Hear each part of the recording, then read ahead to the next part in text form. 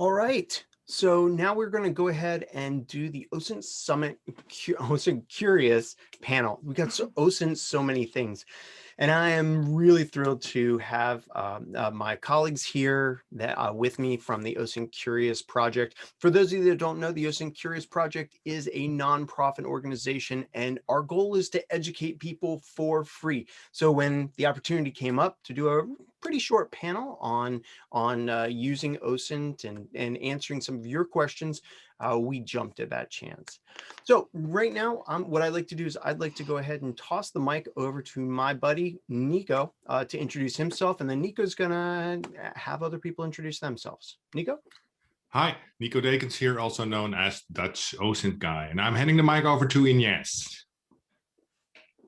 Hi, everyone. Good morning or good afternoon. I'm Ines, IWN_LX on Twitter. And I hand it over to Christina. Hello, everyone. My name is Christina, and I can be found on Twitter as Christina Lecati, like my name. I hand it over to Lisette. Hi, everyone. It's Lisette from the Netherlands. You can find me on Twitter as TechNizette. I hand it over to Michael James. Michael James. You can find me on Ginsberg or on Twitter as Ginsberg5150, not the other way around. You can find Twitter on me. Yeah, that's right. That's right. All right. So one of the things that we do at OSINT Curious is we have a twice a month live stream that we do where we get together and we talk about different topics in the OSINT world. And that's what we're going to do today here. I see that you are blowing up the OSINT Curious panel channel over there with your questions. We're going to start off with one of our questions that we thought we would bring to the table. And then I'm going to start just plowing through the questions that you have. We have about 23 minutes. So let's get to it. Panelists, how has the quarantines that have happened in 2020 impacted your OSINT work that you do or that you research? I'll take a hit at that. I've got a lot of new extra blind spots where normally people would go to restaurants and take selfies with their friends and stuff, or at venues. That's stuff you just don't see in this past, let's say, 9 to 10 months. So with that, it has, for me, become harder in my investigations to do, for instance, social network analysis based upon footage and pictures and posts and such. So that was my 2 cents about what happened during the pandemic, OSINT-wise. It gave me extra blind spots. Okay. It gave me a couple of extra new spots to take a look at because there were a couple of platforms, especially on mobile, which suddenly popped up for people to interact digitally. So to connect with their friends, for example, on House Party, which for me became an OSINT resource. Okay. And for me, it also gave me some, I would say, different types of information at this point, because definitely what Nico is saying is true. There are no more posts from restaurants and things like that. But people felt the need to communicate. So they started discussing more personal things online, and they started interacting a lot more online or posting pictures from the windows. Yeah, that was really interesting, where people started posting their Zoom links. We even had in the Netherlands one of our ministers posting I think it was a NATO conference Zoom link that was bombed by journalists. So the in-office OPSEC, well, that was something else. Yeah, I mean, that's a great point, Nico, that people didn't extend the rules that they used for sharing data in their office. They didn't extend that to their homes, where now they had kids or pets or other things. They were taking screenshots of things and not realizing that, like, the URL had the password to the Zoom chats in there, and that allowed other people to do the Zoom bombing. Interesting. Let me ask you this. So let's switch topics and let's just do rapid fire. Some of the things that people are asking here. Let's say that somebody comes to you as people that have been doing open source intelligence in law enforcement, in corporate setting, in educational settings, whatever. They come to you and they say, I'm really looking to get into OSINT. What are your 2 top tips? Go. Michael James. OSINT Curious and, just reading.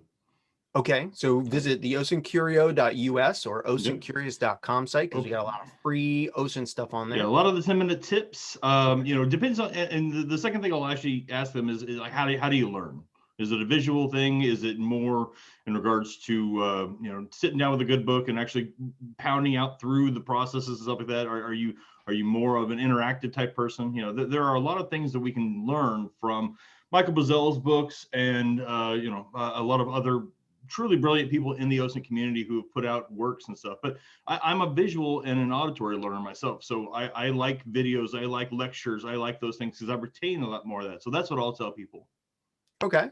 I would suggest try to read some research work and try to find something that you really like, or that when you're reading it, you get really passionate about. Because once you've found an area or a subject where you like it, or you understand it better, or you're more comfortable with it, that's probably the area that you should invest more.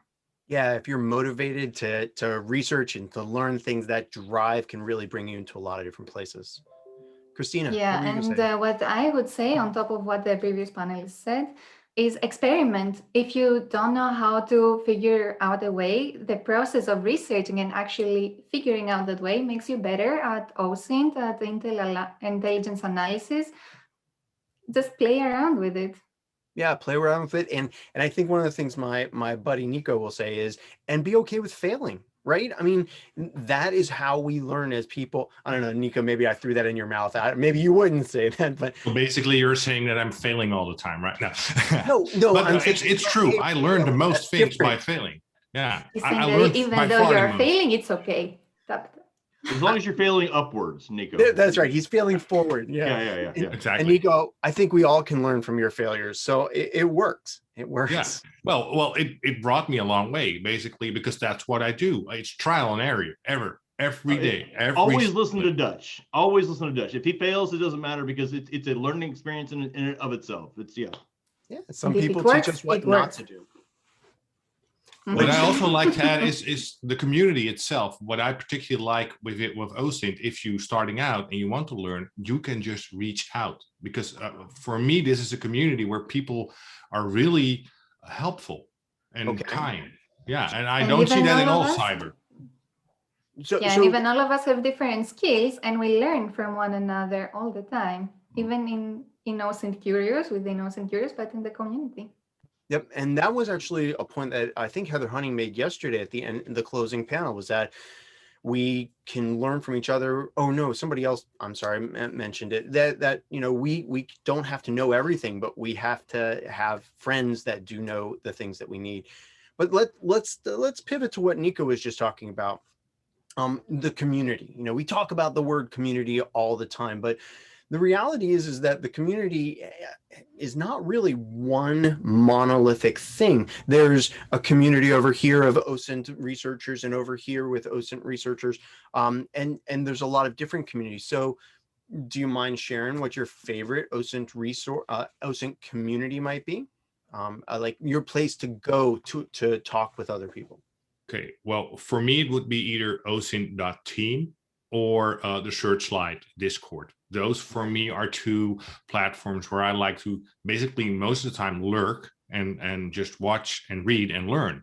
And every now and then I'll drop in some knowledge that someone is asking for that I may know of, because I do not know everything about OSINT. I know certain things that I'm fairly good at, but there are topics that I want to learn about. So those are two of my favorite platforms. I really like Twitter as well. Okay. You will be able to search for tweets that maybe somebody posted something about TikTok, and you can read the thread that has been going on, other people replying as well, and you can reach out easily to the OSINT community as well. Yep. Other thoughts? I don't think I can add anything groundbreaking here. I think most of us are very active on Twitter, and we also interlink useful resources that we find out there, but also what we create on our own. So for me, it's the number one. I'm finding a lot of cross-posted just everything nowadays. I think with people being at home and being virtual, there's a lot of, there's a just within inside my house. My wife will say, "Hey, did you see that video about and I'm like, the penguin on the bicycle? Yeah, I caught it on Reddit." And my daughter's like, "Yeah, I saw it on Instagram. I saw it on whatever." It's all that's being shared. And so no matter what OSINT community you join that has people, make sure that it's one that's a good fit for you, that where they're respectful, where they will go ahead and answer your questions and help you learn and grow. Most of them out there are just like that. I will Yeah, say, it will. I'm sorry. No, It go ahead. will almost feel like a village. Yeah, like a village, right? Yeah. Michael, what were you going to say? I will shout out, there are some really good Discords and some very, very good Slacks. I mean, Trace Labs is a very, very welcoming entry level, especially for OSINT type of activities. But it depends on what your narrative is. Like what we're talking about, if you find something that interests you, if you're looking and researching terrorism, the Tech on Terrorism group is very good to go through and follow. If you're looking for threat intel for attribution on ATPs or something else like that, like curated intelligence, which is a private Discord stuff, like that's a good one. Project Owl is very good because they do global kind of political OSINT type stuff. But OSINT Can I get a got my list heart. of all these? Sure, Yeah. yeah, absolutely.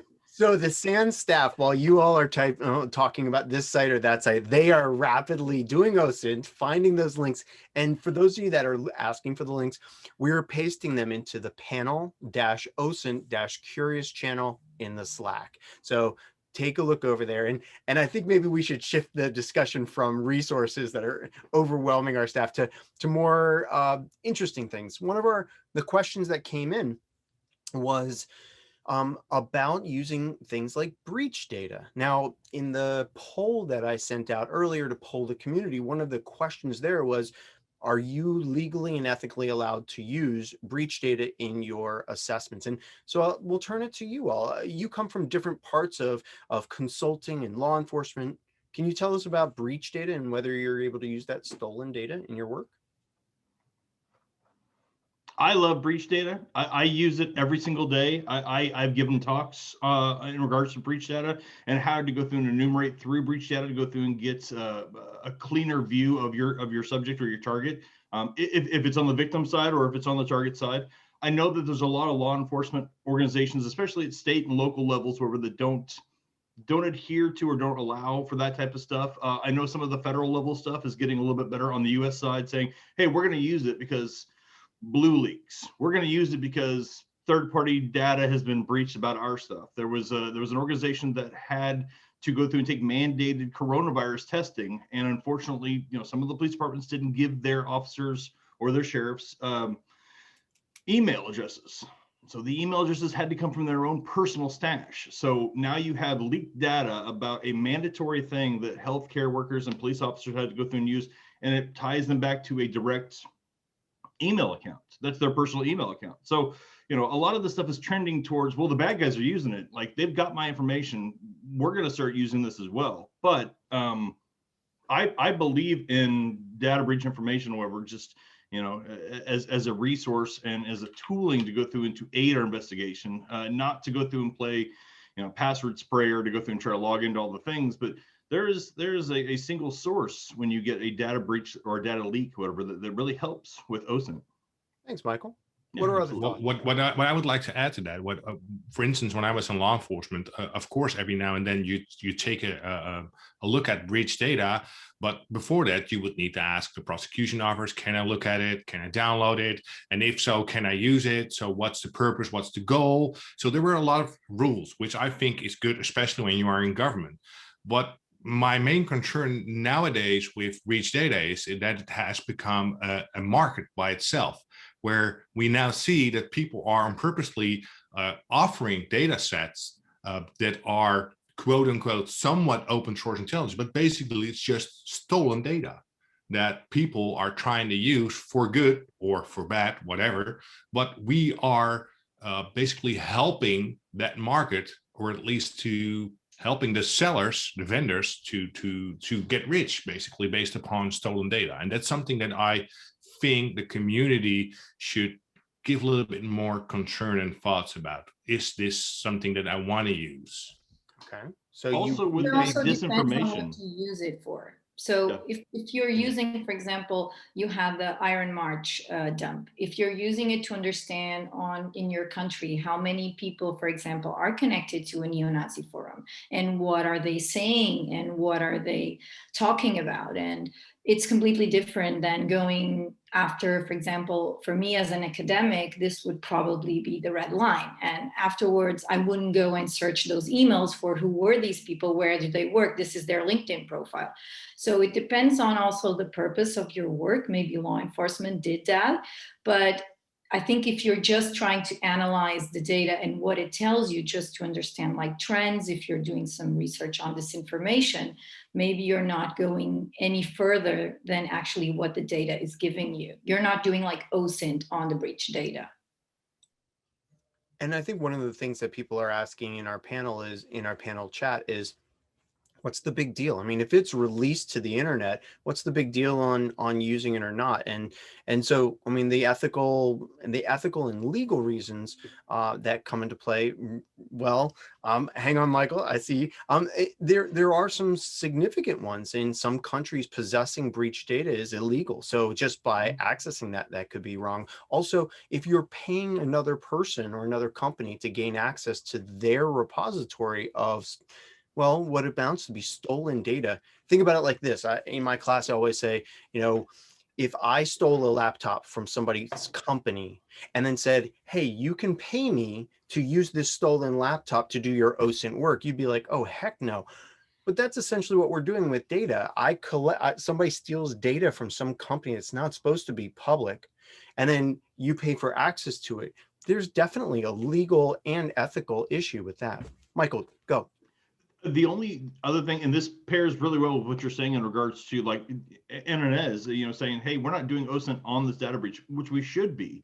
There are a lot of data breaches and a lot of forums where people will take other data breach sets and they will smash them together and they will try to go through and put them under a new timestamp and say this is fresh new data and implicating certain things. There was a huge thing that came out during the beginning of the coronavirus where there were conspiracy theories about Bill Gates, about Wuhan, and about the NIH, whatever, and they were all separate data breaches, but someone shoved them all together and put a narrative behind it, and then went through and said, hey, this is, the true patriots and the warriors and all this stuff. We're putting this stuff together and we're showing you that this is where the bad people are coming from. And this was already available information.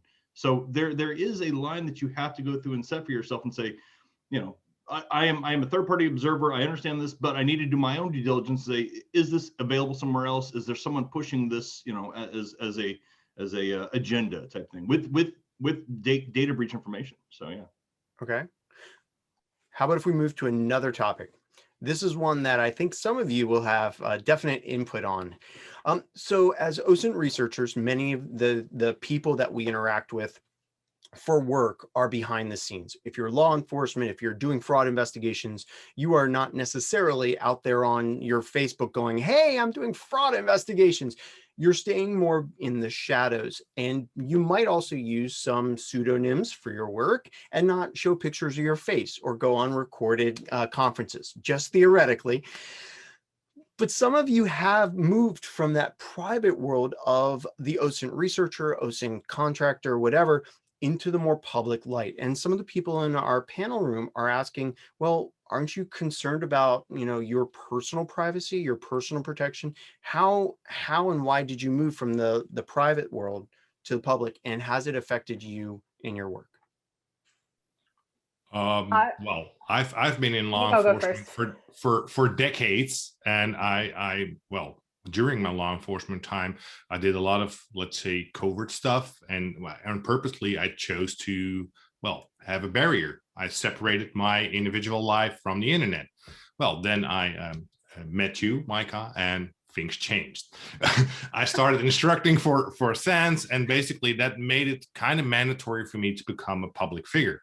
I had real issues with that. We had discussions about that, we both, because, I was trained to be anonymous. I was drilled basically to stay anonymous. But so far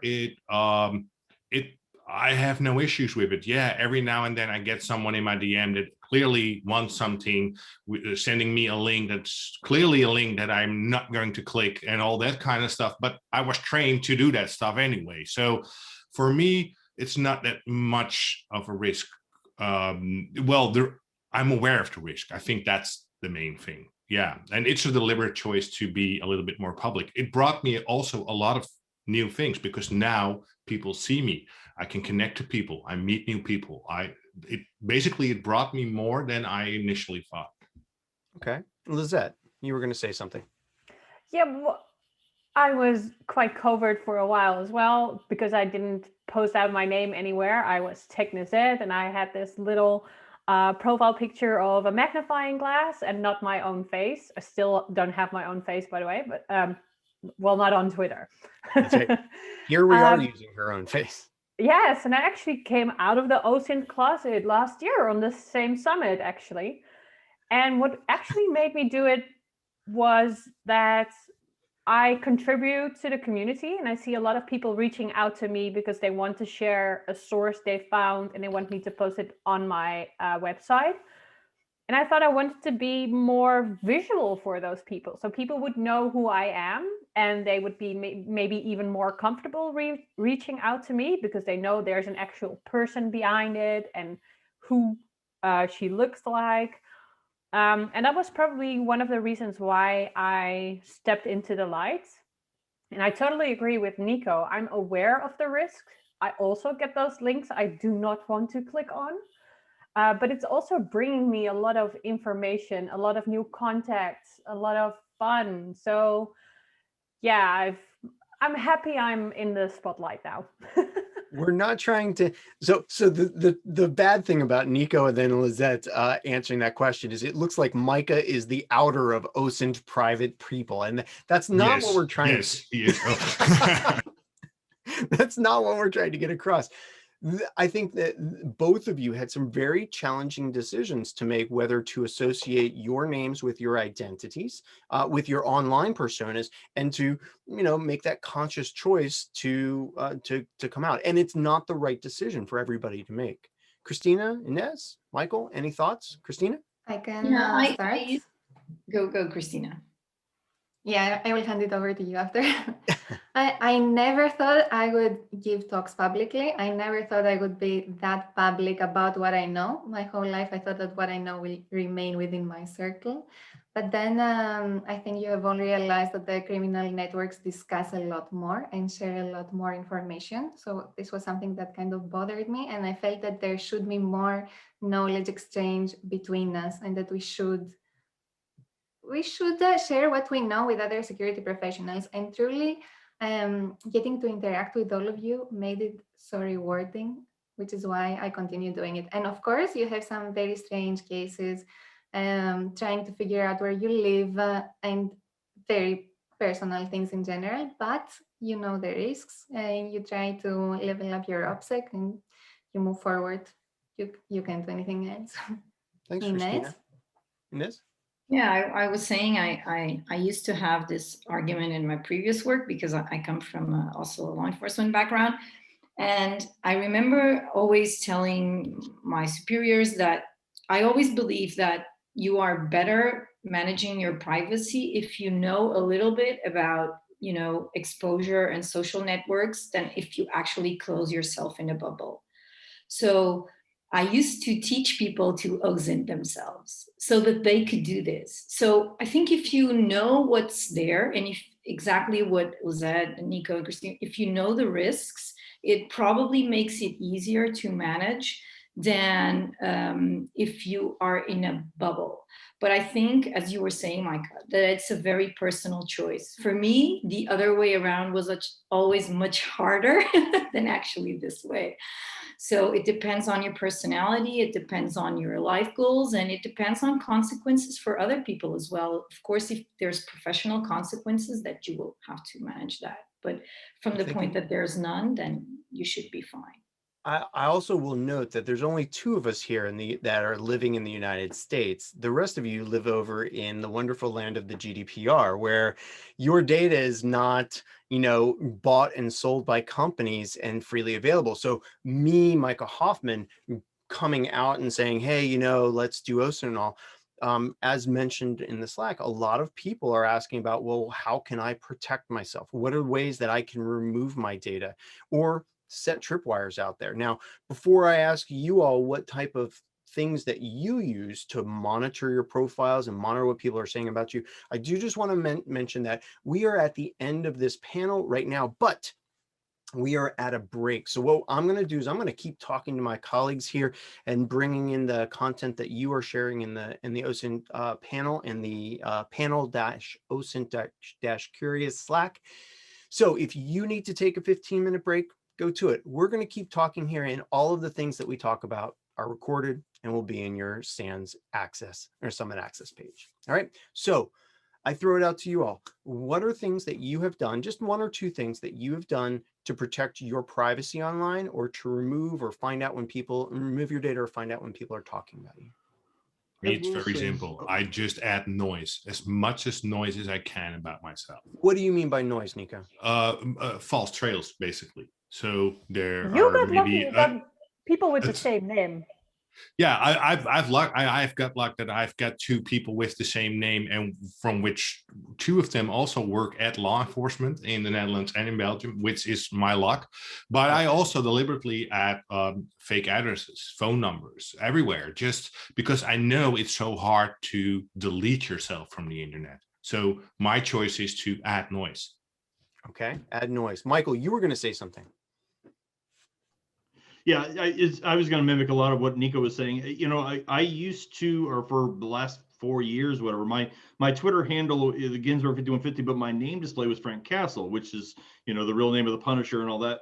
I used to do talks, or I still do talks, but I do them in my real name, and I'm very lucky as well because my name is very generic, and you know there's a genetic engineerist. Is that a word? There's people with my name everywhere.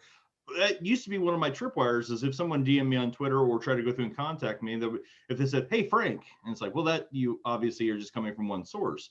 Okay. Disinformation was always good. I still have my MySpace account up. It's private, but like I want people to go through and find that stuff to think that I am everyday, you know, like kind of obnoxious, you know, as it were. So that's yeah, some of the stuff that I've put in place. Also with the OPSEC stuff, whatever, like it doesn't change anything that I share outside of my own personal space. So my family, my friends, my other people, whatever, like none of that gets rolled into my OPSEC. I don't want to become normalized or overshare that information, because that's what I'm trying to protect. So yeah, I would rather myself be public and be the front or the shield, and then, you know, make sure that a lot of the other stuff is kept, you know, covered.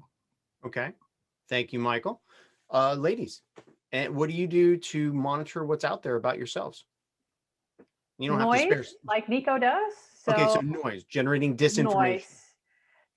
Because I'm the only person with this specific name, Okay. which makes it very, very difficult to hide. And one of the reasons why I actually gave my children names that are very common, to give them that option that they can disappear just a little bit.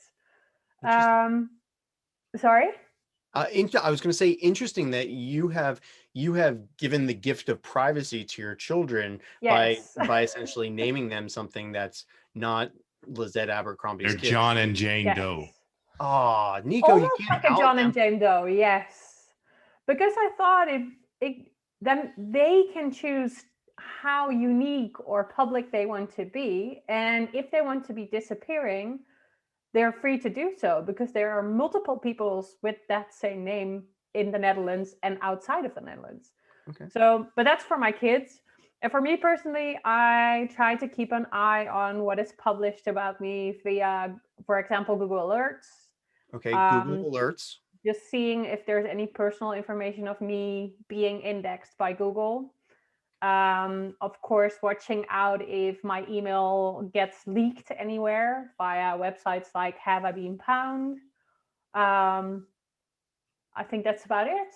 I cannot tell you all of my tactics, because I'm not trying to out you know, your privacy, but Christina, Inez, I mean, share with us some of the things that you might use, even if it's the same things that have already been mentioned. Christina. I mean, yeah, it's very similar to what everybody else said. There are a few addresses associated with my name, and I'm happy about it. I keep it that way. My name is pretty unique, although everybody thinks I'm Italian, so I guess that's a good sign, because I'm not. And generally, what everybody else is saying, a lot of OPSEC. I do manual OSINT on myself every now and then to see what's going on and monitor it. And whenever I see something that I don't like, I either remove it or I add some disinformation on it. And generally, when it comes to what I post about my personal life, I'm very deliberate and careful in terms of content. And I take the risk that comes with posting it. Whether, for example, there is one of my email addresses that I let out there. I'm fine with it. I'm okay with it. Yeah. Okay. And so Inez, I'll let you answer this, but I'm also going to add something else to you because there have been questions.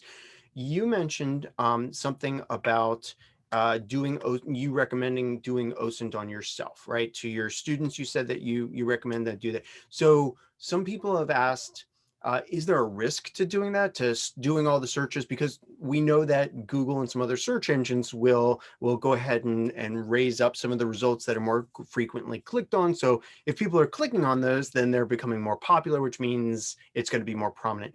So Inez, if you want to share any things that you're doing and any suggestions that you give people for when they OSINT themselves, that'd be great. Yeah, I would definitely say that if you have people with different name, with the same name, so you can click a lot on those results and just like once in a while, just not give a lot of attention to the ones pertaining to yourself. What we would teach, especially, would be for people to make sort of a list on what can anyone, and I'm not saying like a really big OSINT expert, what can the regular person, or at least with some tech savvy knowledge, know about yourself, and what is out there about you in terms of, like, I am in a band in high school. For example, in Portugal, there's a lot of lists with the schools where they can know, for example, your kid applied to this university, or that kind of data. And if you are aware of your vulnerabilities, if you get an email saying, your kid in this university, it immediately clicks that you know that someone who Googles your name will have access to that information. Another thing that you guys weren't talking, I usually do a lot, is I talk with my family and I talk with my friends, and I try to, not always with success, to teach them to be also more aware, because you can be the most, and I've seen this in so many of my previous job with my targets, you would have this like really smart spy that would have absolutely nothing online, and he thought he was a genius, but then his daughter would just, post it all on Instagram, and daddy's gone to work and here's the picture. So, I mean, you can be as careful as you want, but if your household, if your closest friends, if your coworker isn't, then you're only as strong as your weakest link. So I would say that a big issue on it is talk with your family, talk with your kids, talk with your sister, like just try to OSINT not only yourself, but those who are close to you, and realize where are your weak spots, who are the people who are a little bit oversharing. And just to couple with that, one of the things that I've noticed is being respectful of your kids' privacy and your relatives' privacy. When my kids were growing up, I mean, they're adults now, but when they were growing up, we would ask them, is it okay for us to post this on this to post this or to take a picture? And sometimes they'd say no. And if I want to create these respectful adults, I need to be able to respect their privacy so that eventually they respect mine. And growing up now, it's a little frustrating because I don't have as many public pictures of my kids out there, but it's okay. I mean, that's that's life, because if I don't have them, you don't have them, and you don't have them, and you don't have them. All right, we are going to go ahead and put a pause here. We could probably do this every 2 weeks in a live stream or something like that. Gosh, I mean, I'm just saying, guys, I think we're having so much fun. And thank you to our amazing OSINT Curious community over here in the panel channel. What I would love to do is take Lizette, Christina, Inez, Nico, Michael, have you all go to that channel and start answering some of the questions and comments that people are putting in there, because there have been way more than we can actually answer in this little segment. So if you want to watch us do this type of thing every 2 weeks, we we actually are recording, or actually we're live streaming. Head on over to osintcurio.us and see our schedule. Essentially every 2 weeks on Sunday, we do a live stream that's then pushed to our YouTube channel. And you can join us in person on Twitch, on Periscope, and on YouTube. Thank you very much, Lizette, Christina, Inez, Nico, and Michael. Appreciate you being here and sharing some time. And will you be sticking around for the ending closing panel? Maybe. I know it's late. Definitely. Yeah, Okay, maybe. no worries. Well, thank you for coming, everybody.